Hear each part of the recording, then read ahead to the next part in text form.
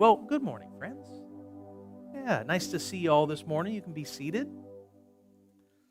So I thought we would talk about sin today,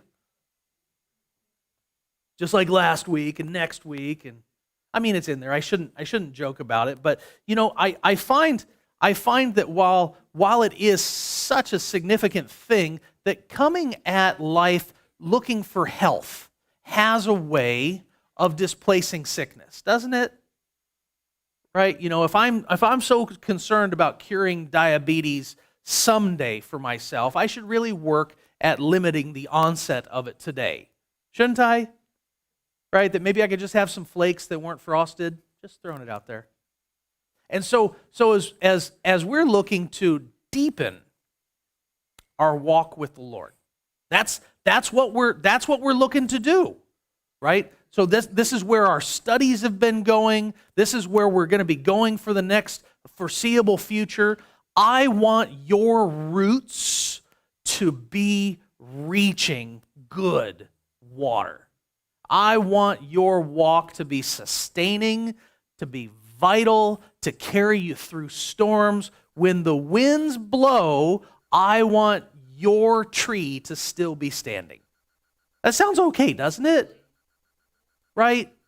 Because, I mean, really, if you brought an arborist out lately to clean up trees after a windstorm, hoo-wee, that's $1 or $2. So, today we're going to be looking at a variety of scriptures. Our primary scripture is going to be in 1 Samuel. We're going to be looking at solitude and seeking. Solitude and seeking. And I have to apologize. I ordered a bunch of materials. So Carrie's got all of the women's study materials, right? So they're here. So if you want to get a hold of them and talk to Carrie, please do. Mark's got all the men's study materials. He's holding them up right there. They're all here. Brian's got them as well. So just to pause here. Isn't it so fantastic, right? I loved today to see Brian sitting in a chair out there and David up playing bass and sound being totally taken care of. Right? I loved the notion that we have Mark and Brian working together to take care of our men. I love the notion that we have Carrie and we've got a group of ladies around her that are willing to teach and help lead. This is good, because if we are relying on the Lord to equip us, then we should have more people being equipped, right? Okay, so this is wonderful. So we're looking to be equipped.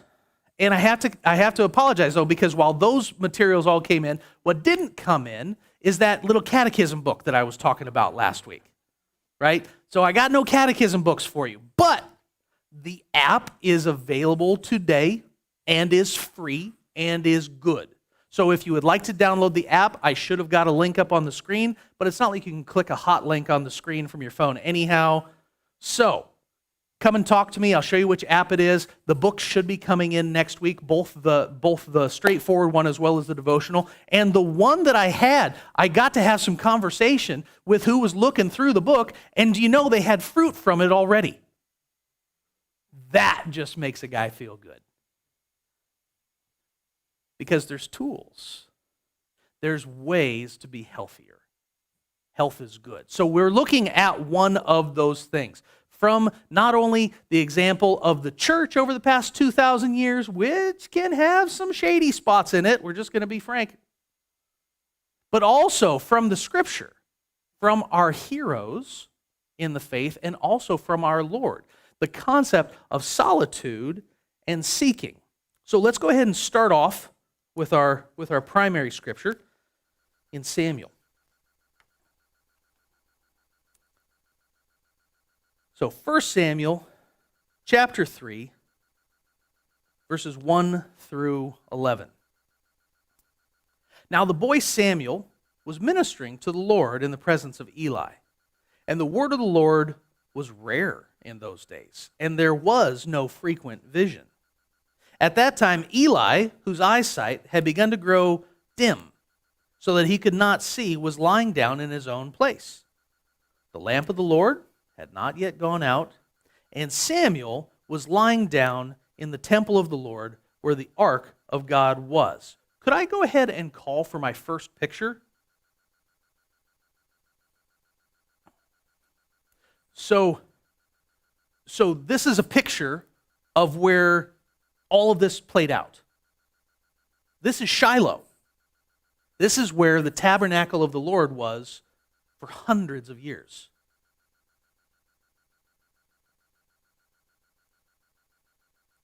Then the Lord called Samuel, and he said, "Here I am," and ran to Eli and said, "Here I am, for you called me." But Eli, he said, "I didn't call. Lie down again." And so he went and he lay down. And the Lord called again, "Samuel." And Samuel arose and went to Eli and said, "Here I am, for you called me." But he said, "I did not call, my son. Lie down again." Now Samuel did not yet know the Lord, and the word of the Lord had not yet been revealed to him. And the Lord called Samuel again the third time. And he arose and went to Eli and said, "Here I am, for you called me." And then Eli perceived that the Lord was calling the boy. Therefore Eli said to Samuel, "Go lie down, and if he calls you, you shall say, 'Speak, Lord, for your servant hears.'" So Samuel went and lay down in his place. And the Lord came and stood, calling as at other times, "Samuel, Samuel!" And Samuel said, "Speak, for your servant hears." And the Lord said to Samuel, "Behold, I am about to do a thing in Israel, at which the two ears of everyone who hears it will tingle." It's the word of the Lord. So it's a snippet from a much larger story. And who knows this is a complicated story?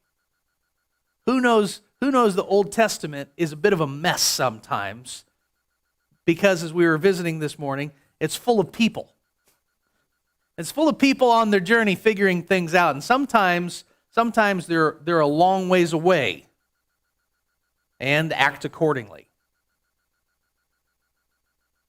So if we can go back to that picture,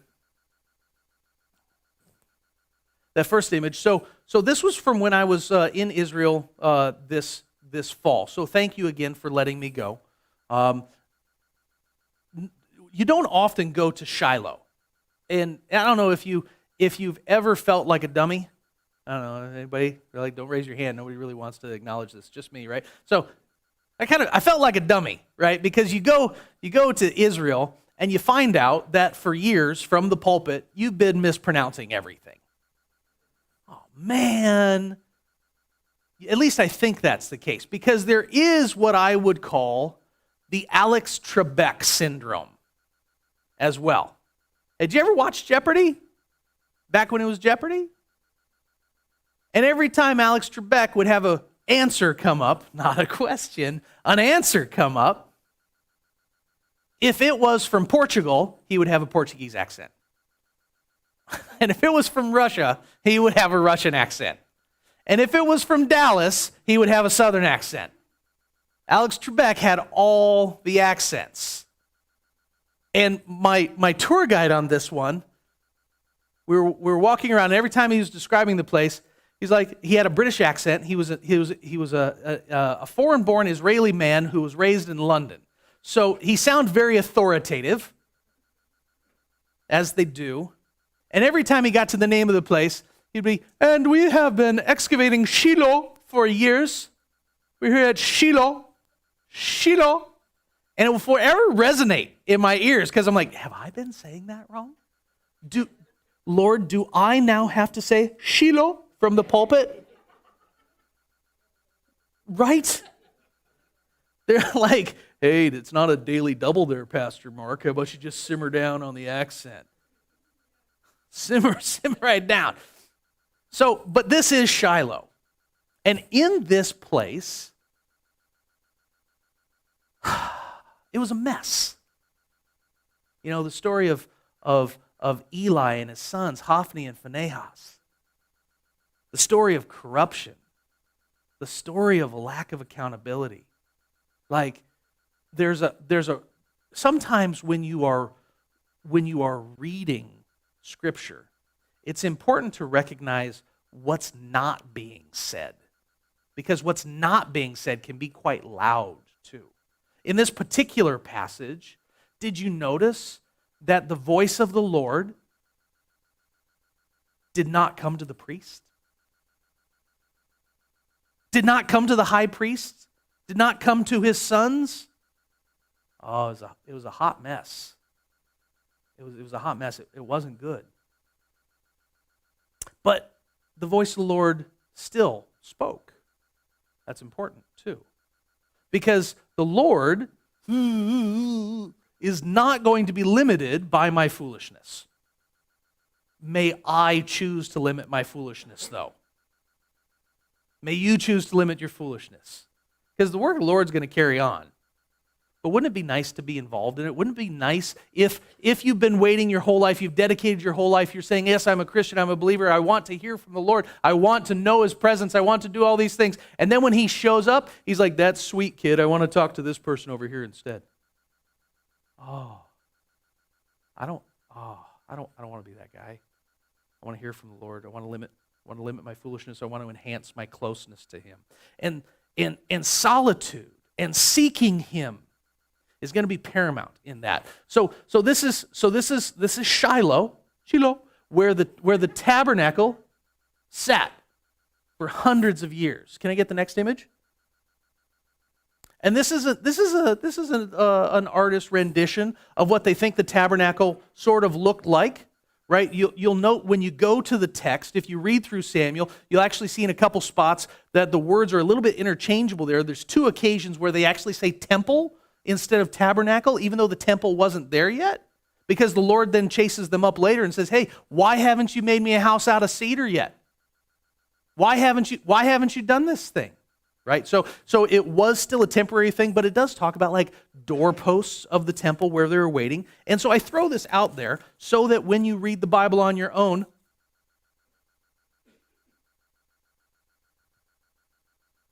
as I greatly encourage you to do,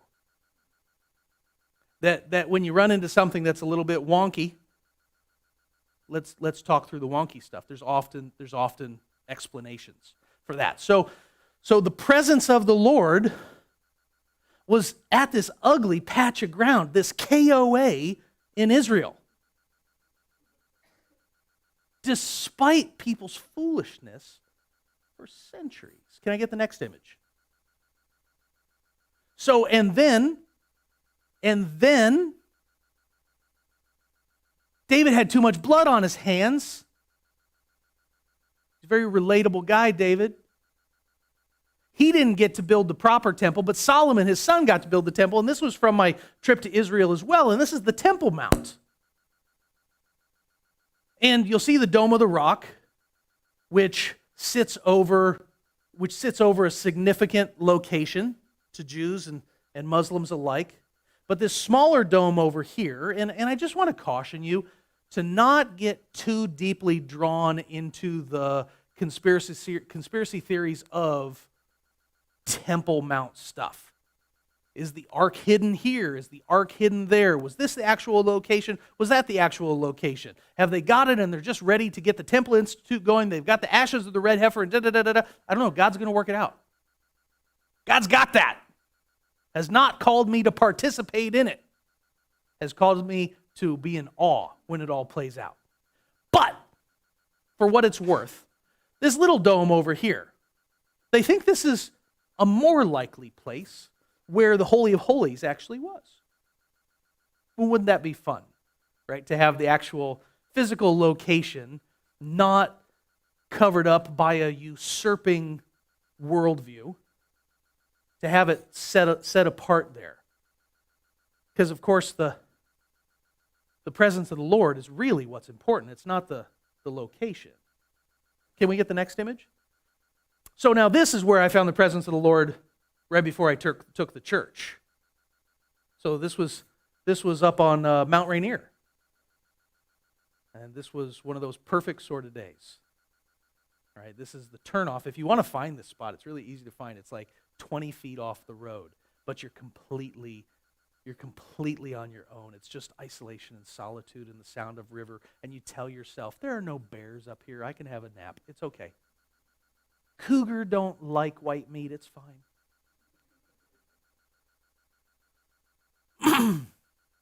But I went, trying to hear the voice of the Lord. I went and I was seeking. And don't you know I get distracted? Am I alone in getting distracted? Do you guys multitask well?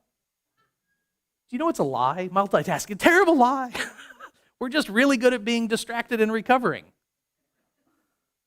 Right? I'm so good at being distracted, the second distraction can distract me from the first distraction, which is why I get to multitasking. The solitude. To limit these distractions. Let's get the next image. This is another spot I like to go. And if you saw pictures from our trip to go visit Kate's family in Australia and all the beautiful beaches where it was warm and everything and people were frolicking, la la la la la la. I actually like this better. I'll tell you why. Because most people don't like to go to the beach when it's cold and rainy. And so I like to go out there, and it's all mine. It's just me and God. I can cry, I can yell, I can sing, I can just be there. Next image. Here's a close one. Miller, Sylvania. Like 7 o'clock in the morning. This is where people fish and don't catch anything. Let's get the next image. This is just up at Burfoot Park here in Olympia. And I throw out a couple of these images and we can linger with this one, to give sort of an idea of some possible ways to seek out solitude. Some possible ways to seek out solitude. Solitude is so boring to talk about, isn't it? Right? It's just, just being alone. Do you think that up all by yourself, Pastor? Is that high tech? But in our current situation today, in your situation today, there's a lot of loneliness out there. You ever feel it? You ever feel it surrounded by people? You ever feel it?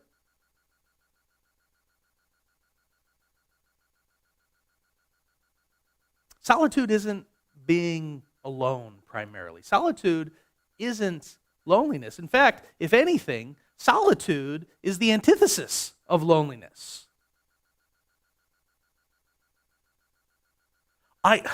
This is not throwing stones, right? Like, if you smoke, that's between you and God. But I remember growing up at Rochester High School, and there was the smoker's corner outside the high school. Just right there. And it was always heavily populated. And I just thought, man, smokers got a lot of friends. Always just like hanging out and talking, da-da-da-da-da. But it's such a shallow nothing thing. The relationships that form around a peripheral thing that matters very little, like I like to golf. But if you only talk to somebody because you golf with them, your friendship is kind of low. If you have a stroke, not on the scorecard. Sorry, I wandered into that one, but it was too good to leave it there. If you have a stroke, if you have just a golfing buddy, they're probably not going to come visit you in the hospital. Fair? If that's all they are. And we're surrounded by shallow interactions because we're busy. right? We pride ourselves on being busy.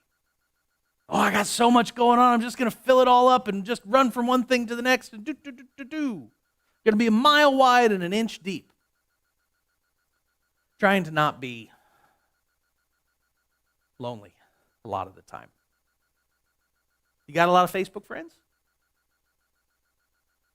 This should be like Facebook, different term, right? Acquaintances, Facebook allies, Facebook, I don't know, minions. Wouldn't that be great? I'd sign up to be a Facebook minion. That'd be pretty cool.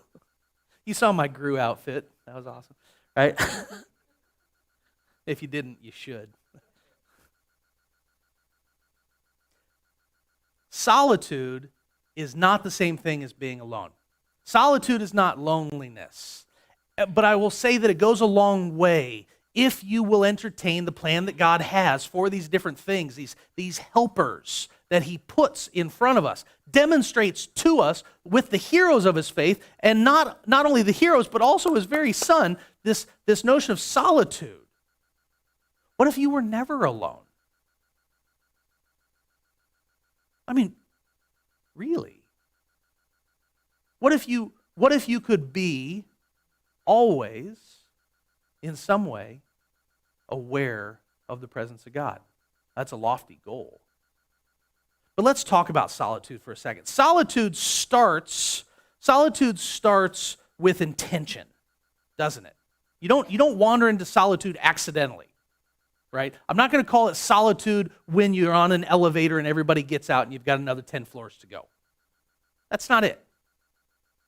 Solitude is when we set aside space and time for the purpose of communing with God. That's it. Well, did I have to do any prep work beforehand? Nope. Do I have to stand or sit a certain way? Nope. Do I have to be quiet the whole time? Bet you can't. It's another discipline if you can pull off silence. That's a tricky one. I obviously am not gifted in this direction. But solitude is an intentional thing because what we find is we love a good distraction, don't we? Love a distraction. I love a rabbit trail. I love a quick conversation. I love all these things. But do you know sometimes when we hurt, we fill ourselves up with distractions, some of them obviously unhealthy, some of them more neutral, but all of them quite consuming. It would be such a preacher thing for me to start listing them. How about instead you list them in your own head and heart? And I'm not judging you for them, but I'm saying let's take a moment and identify the things that we do to distract ourselves when we feel empty. Maybe it's not got to the point of being like fully self-medicating. Quit showing me your phone. I'm not judging people, right? John's judging people. No. But it doesn't have to be just technology. I think of Mary and Martha. The busyness, doing good things all the time. I'm going to do. Jesus calls us to be, to linger, to tarry, to recline with him, to receive from him. So the things that we do to distract ourselves are just natural ways to cover up deeper needs. Needs that God's aware of, needs that God has answers to. What if, just for example, so we'll pause there for a second. So what we're going to do today is we're looking at solitude. We're going to define what it is, why you should want it, and then how do you get it? Solitude, what it is, why you should want it, and how do you get it? Let's look at some scriptures. So different ways to do solitude. Right? Different ways to do solitude. Let's look at, I don't know, Jesus, because, his name's on the building. He would like to withdraw and to pray. I'm gonna read you a couple examples. We're going to be in Luke and we're going to be in Mark. They're just little shorties, Luke 5 and Luke 6. it's going to be Mark chapter 1, a couple verses, right? So in Luke chapter 5, we're going to read starting in verse 15. But now even more, the report about him, Jesus, went abroad, and great crowds gathered to hear him and to be healed of their infirmities. But he would withdraw to desolate places and pray. That's antisocial. And then in 6, we read, in these days he went out to the mountain to pray. And all night he continued in prayer to God. And when day came, he called his disciples and chose from them 12, whom he named apostles. Okay, so he would have people who would be chasing him. He would have healings to do. Jesus, you got stuff on the radar. Let's get to it. And he would withdraw and go and pray and be, I was going to say alone. But Jesus was the least alone person ever, wasn't he? His relationship with his Father, amazing. And we get to tap into that.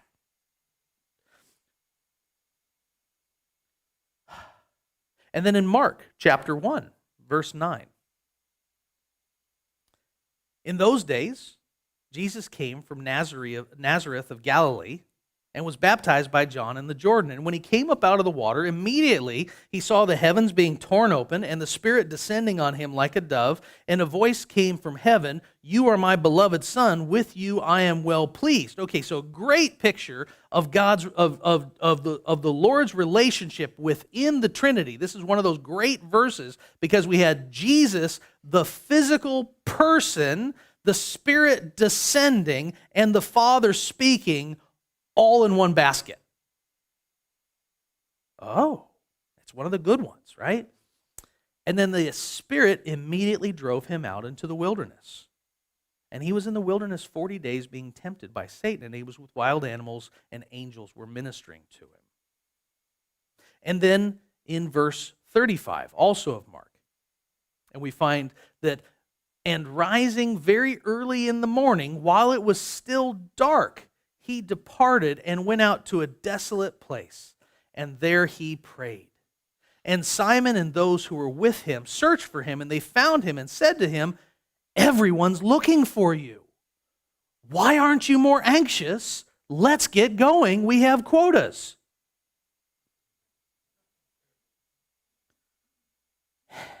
And he said to them, "Let's go on to the next town that I may preach there also, for this is why I came out." So we see these examples of Jesus leading the way of finding a bit of solitude. So I'm gonna throw out a couple images here, and I'll just see if any of these resonate with you. So we mentioned our phones, right? Have you ever had too many windows open on your phone? Do you ever get it? I know, right? You get in there and you're like, how can I possibly have like 18 browser windows open? I don't even have these apps. How are these apps open? You know, you're just like, because it slows it right down, doesn't it? So solitude is similar to closing all those extra windows on your phone. Or have you ever been driving along and your car started making a noise, you thought? All of a sudden there's a whump whump when there should have been a whir whir. And then, because it's always in the winter, right? Nothing ever breaks down when it's not raining or snowy or icy. So then what's the first thing you do? You're driving down a snowy road and everything, and it's cold outside, and then you're whump, whump, whump, whump, whump, and then, well, you turn down the fan, don't you? You turn down the radio and you turn down the fan because you're like, hey, something's going on. I want to be able to hear clearly. I have to make all those other noises get small. Or how about, I hope this one doesn't resonate too much with people. What if you're just on like 15 different medications and you're still sick? You ever had a good doctor that might just go through and just stop all of them and then start you back on what's most important first, just one at a time? Because sometimes all of the extra pills in the systems might be having some negative effect instead of the positive that we thought they were going to have when we started taking them. How big's your pill carrier? I hope it's real small. Or how about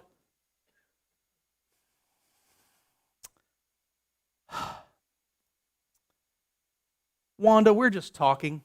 We're just talking. You're telling me about your hopes and your dreams and all these things and this revelation from God that you received about how Sam is exactly that handsome, just as you suggested this whole time, right? And in the midst of you sharing that, I go, oh, I'm listening.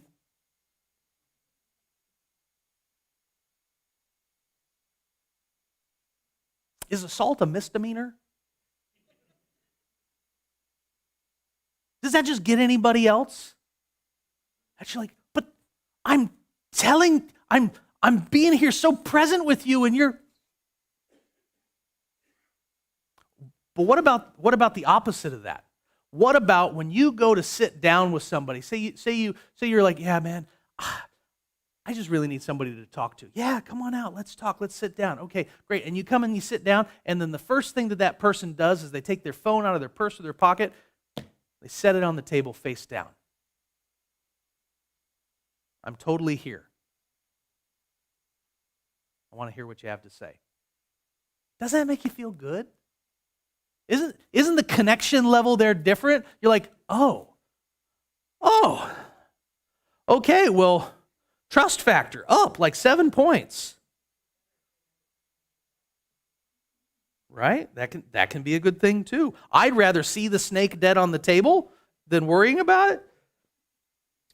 Or what about when you get that important phone call? Maybe it's a job, or maybe a loved one that you haven't got to speak to in a while, or maybe, heaven forbid, a doctor with information for you. Do you just stand there in the midst of the bus station, the subway terminal, and you're like, yeah, what was that? You said regnant. What's regnant? Who's regnant? Is that somebody's name? No. Put your finger in your ear. Hold on for a second, and you'd run out of the busy, noisy area. Or, if you're a parent, you would say some variety of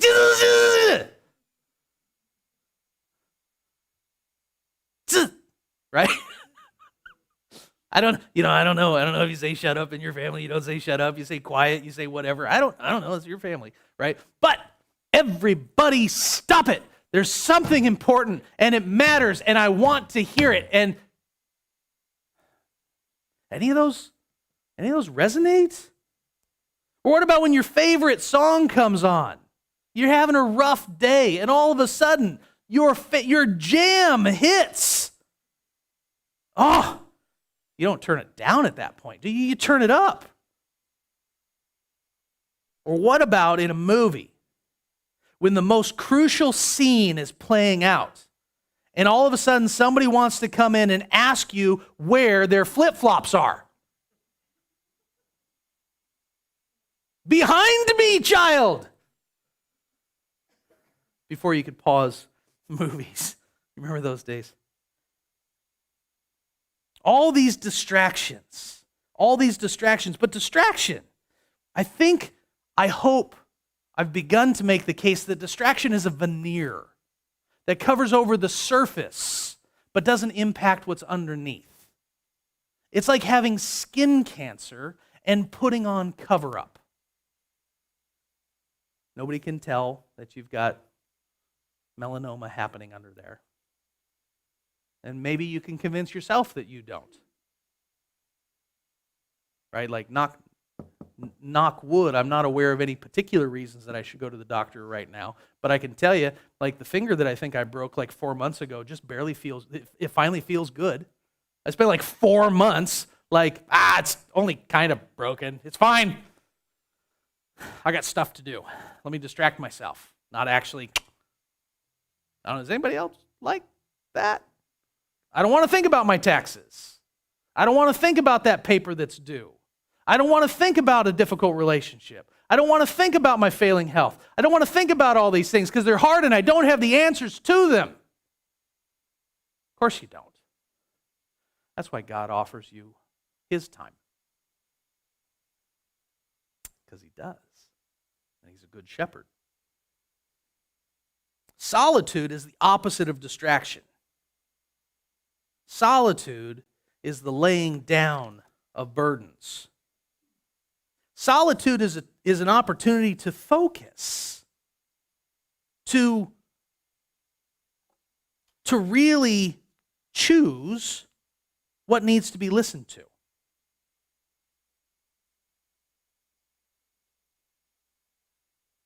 So that's what solitude is. What do we get from solitude? So that's what it is. Now, why do we want it? So all of the other things that we're going to talk about moving forward, right? Because if you're here, I mean, there are other places to be on a Sunday. So if you're here, it's because you're expressing some clear intention to solidify, to deepen, to move forward in your relationship with the Lord, your faith. So it's my job to help equip you. And there are some good equipment options.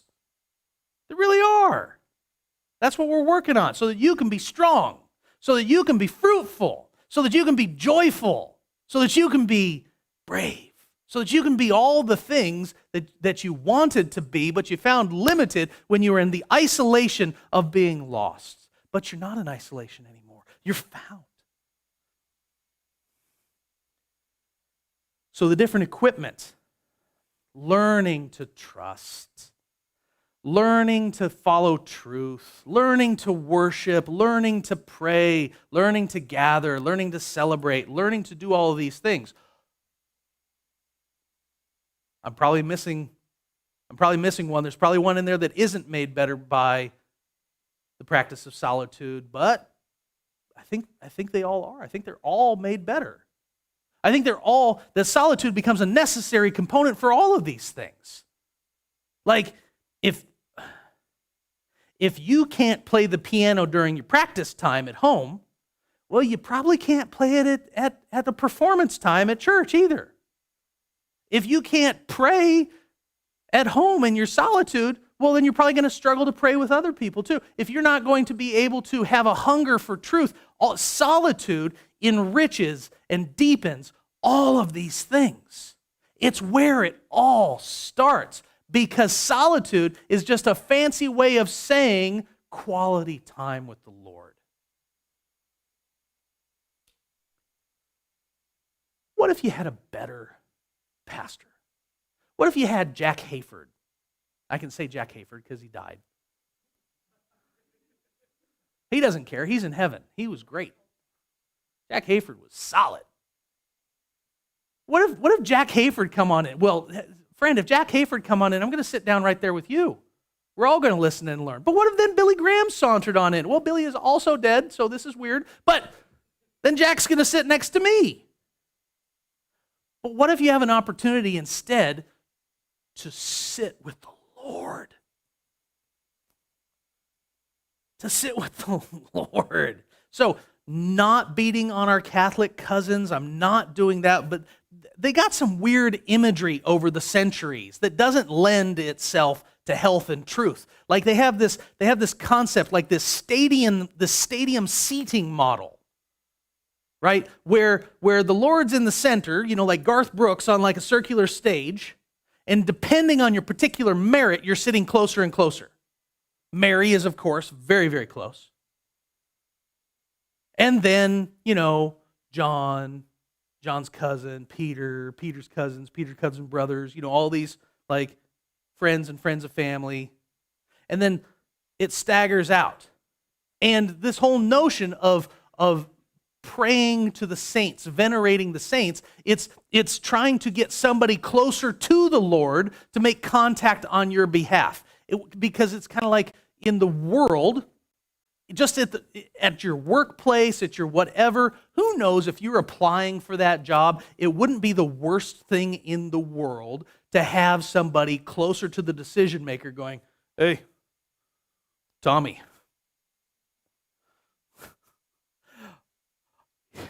I've decided to leave my kids to Tommy.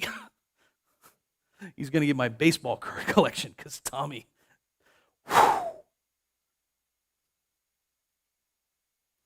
We need to not fall into that because we can go straight to the source. You don't have to rely on me. You don't have to rely on Jack Hayford. You don't have to rely on Billy Graham. Knock wood that I don't die, right? That's fine. I'll be fine, right? And solitude is that opportunity to go right to the source. So, it's the underpinning and the foundation and essential to moving forward with all of these other things. You want to be able to really understand the Word when you go to it? Solitude.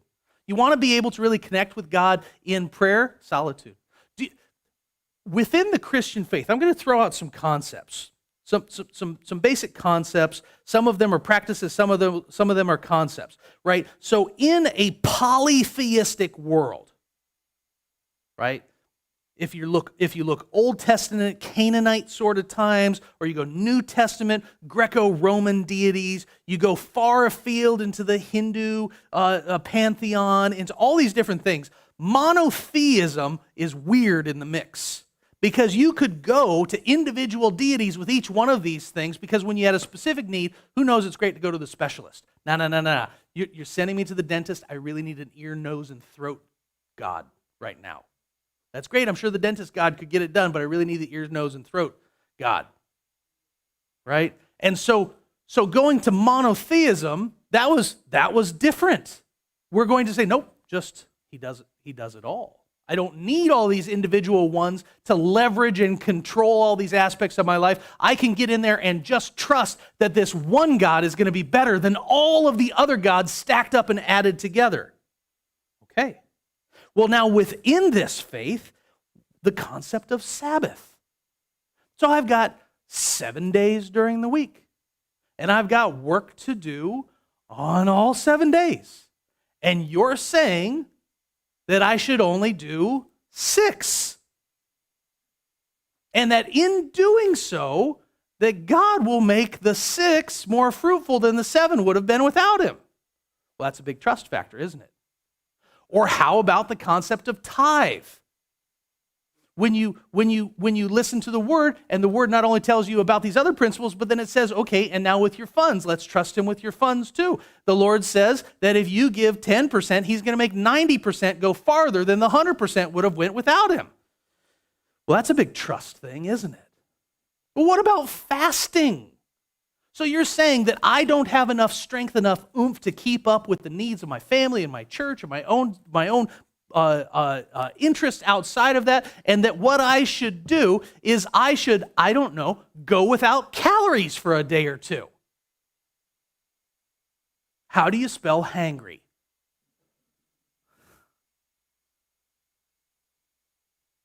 But God says there's a different level of nutrition that's available to you. How about marriage? You're saying, God, that if I trust you with my fulfillment, both relationally and sexually, with one person, that this is going to be somehow better than having my selection, and I can just get rid of this one or pick up another one, or maybe if I strike it rich, I'll get 2 or 3. God says, there's a Scottish theologian, it's a great line. He said, polygamy is a Greek word for a dunghill. You read through the Old Testament, there's lots of polygamy in there, and none of them end well.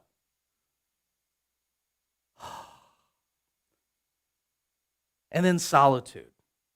So you're saying that in a world where it's not what you know, it's who you know.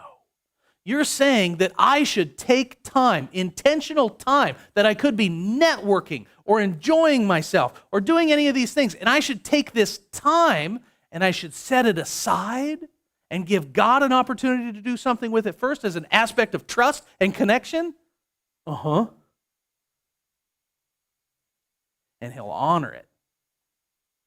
So, have you been hitting brick walls? Have you been finding a glass ceiling? Have you been finding your connection with the Lord to be much more dry, brittle branch than rich green vine. Let's come back to solitude. It's where it starts. To tarry with, to abide, to hang out. Because when you get in there, it's an amazing thing in solitude, in this intentional, because it's not just being alone. If you set aside and all these distractions and you fall asleep, that's fine. You were tired. God knows and God cares. But once you get beyond just falling asleep or da-da-da-da-da, you start to peel back the distractions and you say, God, I want to focus on you. Yes, I'm worried about this. Lord, would you help me on this? But Lord, I want to hear from you. Speak to me, for I am here and your servant is listening. Do you want your ears to tingle?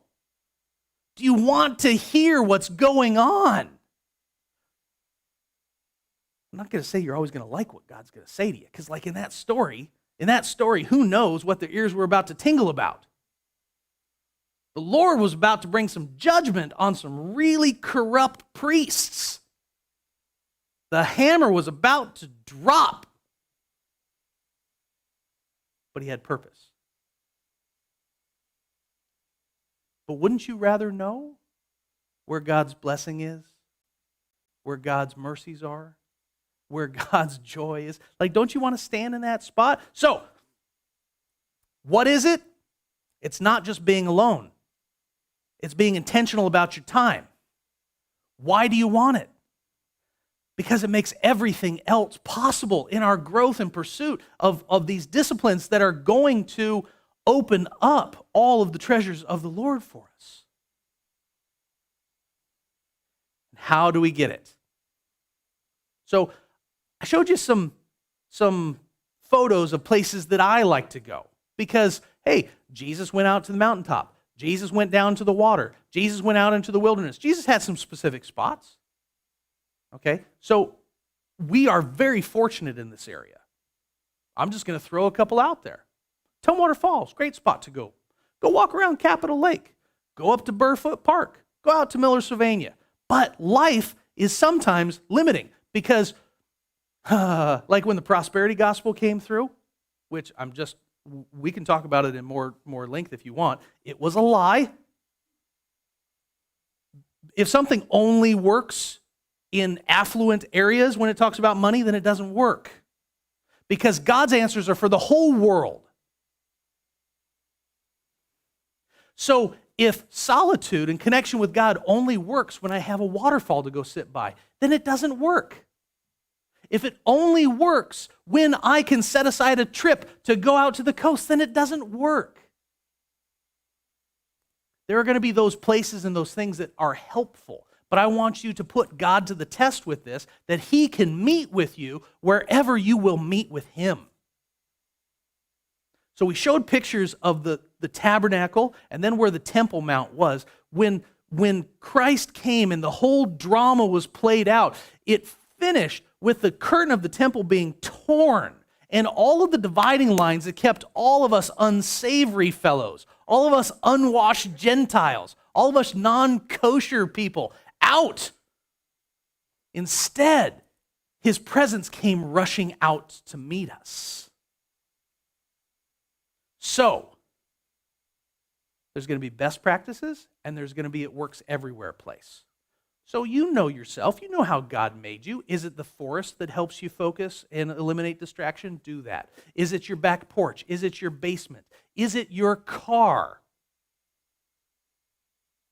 How many people, their car is their place of sanctuary and refuge? How many people, when you get to some place, are you like 10 minutes longer going inside than you need to be because you just need a moment? And how many of us are 9 minutes of those 10 on our phone? Oh, but one of those minutes is the Bible, Pastor Mark. I know. I get it. It's not a stone-throwing thing, but it is. It's that opportunity to say, okay, you see me. Let's get better together. Lord has a better path, has something richer than what the world has to offer. So we talked about what it is, we talked about why you should want it, and then how do you get it? Start. That's really how you get it. Be intentional. Just say, you know what, I'm going to take 2 minutes today. I'm going to take 2 minutes and I'm going to quiet the world around me. I'm going to sit in my car in the parking lot at Fred Meyer and lock the doors. Sorry. And I'm just going to ask God to meet with me. And I'm going to sit. And I'm going to listen.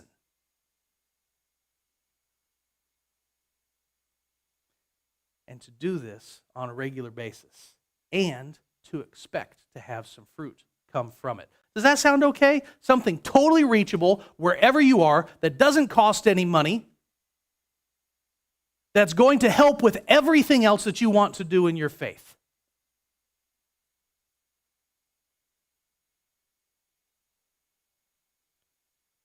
I'm going to skip a bunch of other scriptures and I'm going to read a psalm. Psalm 46, and then we'll close. God is our refuge and strength, an ever-present help in trouble. Therefore we will not fear, though the earth give way and the mountain fall into the heart of the sea. Though its waters roar and foam and the mountains quake with their surging, there is a river whose streams make glad the city of God, the holy place where the Most High dwells. God is within her, and she will not fall. God will help her at break of day. Nations are in uproar, and kingdoms fall. He lifts his voice, and the earth melts. The Lord Almighty is with us. The God of Jacob is our fortress. Come and see the works of the Lord, the desolations he has brought on the earth. He makes wars cease to the ends of the earth. He breaks the bow and shatters the spear. He burns the shields with fire. Be still and know that I am God. I will be exalted among the nations. I will be exalted in the earth. The Lord Almighty is with us. The God of Jacob is our fortress. So as we close,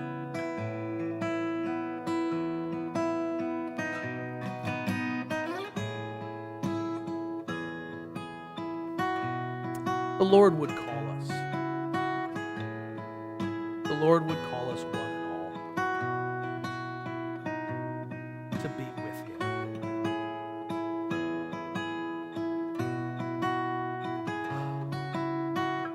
Imagine if you were a parent and you had a child and you told the child, I'll spend time with you later.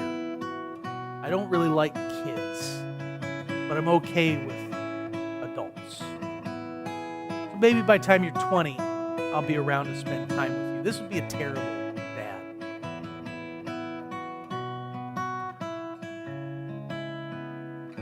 The Lord started creation walking with his children in the cool of in a garden in the cool of the day.